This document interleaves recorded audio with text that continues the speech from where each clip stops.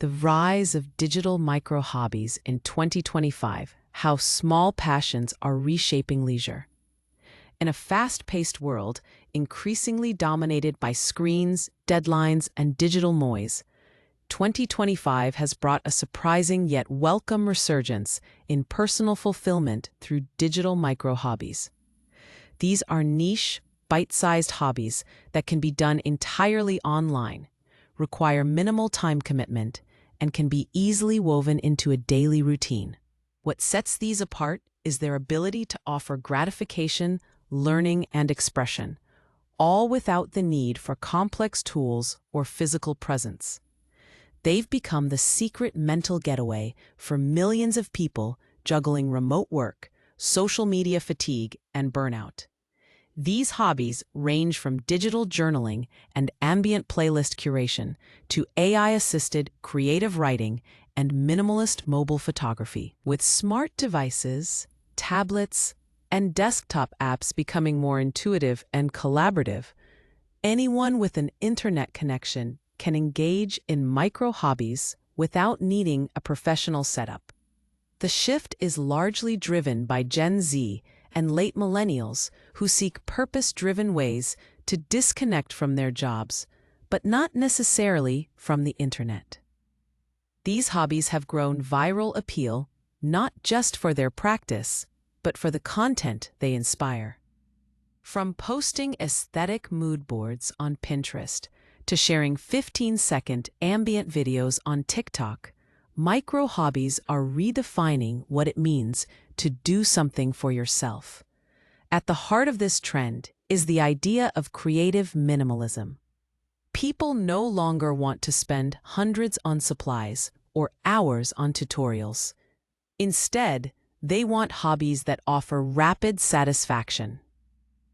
For instance, one of the hottest hobby trends this year is digital collage making.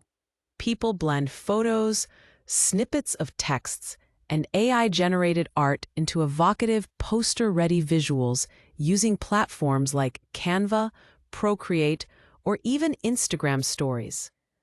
Others turn to online sound mixing apps, where they create unique 10-second music loops, not for streaming, but for personal ambiance and sharing among small communities. These hobbies are not only easy to start, but they offer an incredible outlet for expression and emotional release. Another wildly popular micro-hobby is mindful pixel gardening. Unlike traditional video games, pixel gardening apps focus purely on calming design.